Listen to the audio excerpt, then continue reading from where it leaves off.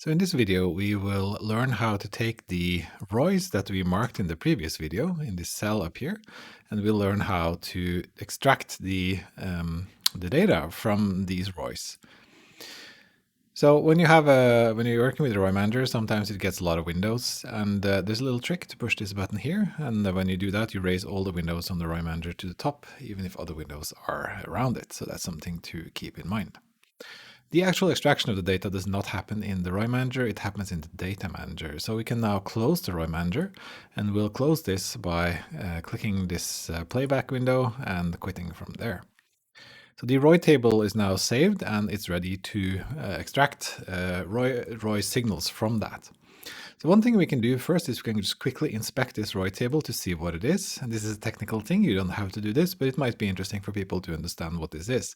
So if I click my data here, if I click my recording here, I click data, then I click to workspace.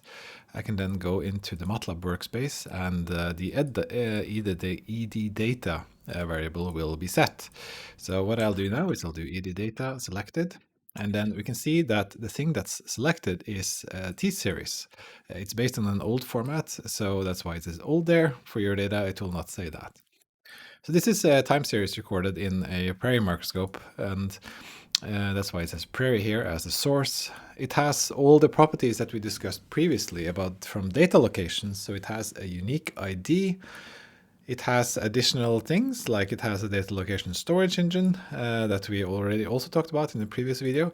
And that's because this class here, the T-Series H5, it inherits from data location as well. So you get all those perks from data location right here. So if we take this, we can say the T-Series equals editor data selected. And then we can do T-Series.load var, as we talked about actually we can look at saved vars as we talked about in the data location video, and then we'll see that there is a lot of variables stored on this throughout the processing that this data has undergone. So what we'll basically do now is we'll load one of them, and the one we're interested in is, so we're going to do load var, and we're going to load the ROI table. And actually now we can see what the ROI manager stores as you use it. So it stores a number of these ROIs with unique names. It gives a unique ID to each of the ROIs, so this is longer and more statistically guaranteed to be unique. It gives some information about the source, and it shows the channel, the set index if you have several layers, the type of ROI, and it has also the location, the area in square pixels, and also a mask of the area of the image to extract the data from. So this is the raw data that goes into a ROI, and you can extract this data using data locations if you want to. Okay, so let's get back into the actual extraction of data. So extracting data from one of these is a batch operation, of course, because it's going to take a little bit of time. Once you marked ROIs, as we have now, you process those ROIs. And this is also a batch operation, so we have to look in the action queue. Let's see, it's actually already here. No, it's not there. Sorry, wrong window. It's this one, yeah. So actually right now, previously when I was making the video, I queued up some actions that I don't want to do anymore. So I'm going to clear this queue, and I'm going to do that one more time. I'm picking the T-series that I want to get the ROI signals from, and then I choose process ROIs. So now we have a variable here, and I can just choose do action to get that data out. So what I might also want to do, just for fun and for this video, is I'm going to turn on the advanced logging features of Begonia, so we can keep a little bit more of an eye on what's happening. So I'm going to go Begonia logging, and I'm going to go set level, and I'm going to set level to 2. And what that means is that you'll get a lot more debug information in this MATLAB window as the processing happens, or as any processing happens, really. So I'm going to go do that action, and we will then extract the data.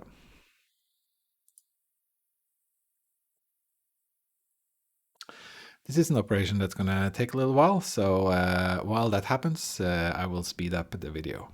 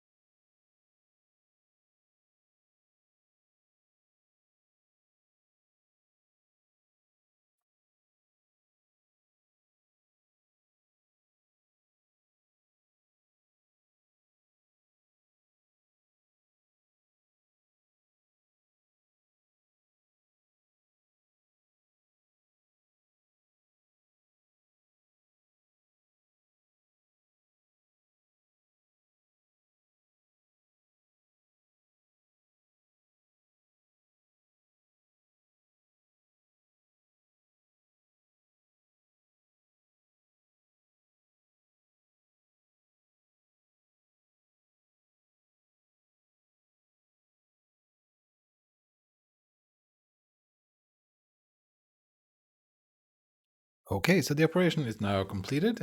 As we can see here, it took 2 minutes and 30 seconds from start to finish.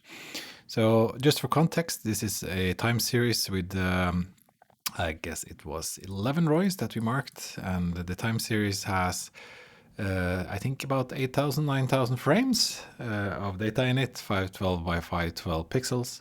This is running from an external hard drive. It's not a RAID or not a specific, particularly fast drive, but it gives some context to the time that this operation takes. And of course, if you're processing hundreds of series, then having it as a batch operation is useful.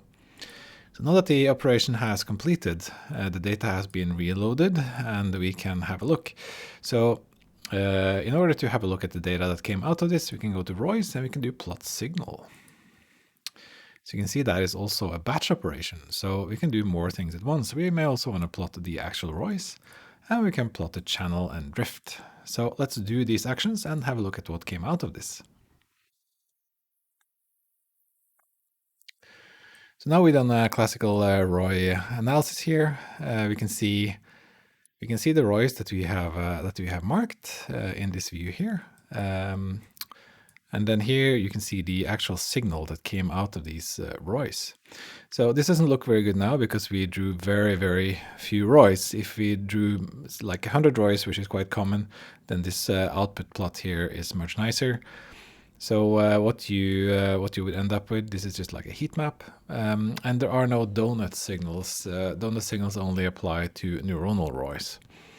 We can also get this output here that if you are interested in it, it will show you the trace of the entire channel, and it will also give you some information about the drift in the signal over time if you should need to correct. In this case, it was very low. And you can see that there are at least 4 events happening here where the fluorescence in this indicator goes up quite strongly. So this shows the process from one end to another of marking RoIs. So if you want to do that as well, you can do that. And now this data is possible to export. So if you choose the series you want, you can go to File, Export Selected, and then you can make some decisions about what you actually want to export.